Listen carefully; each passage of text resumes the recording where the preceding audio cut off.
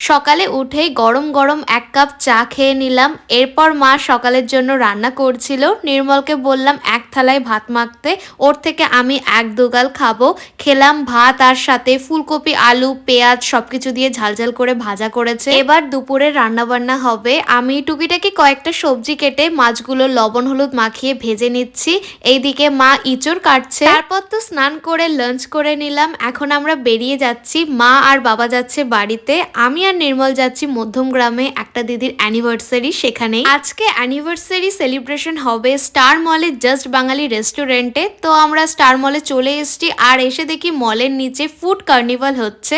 তো একটু ঘুরে ভেতরে ঢুকে গেলাম। এই ছোট ছোট ব্যাগের কালার গুলো খুবই প্রিটি লাগছে দেখতে। সবকিছুই ঘুরে ঘুরে দেখছি।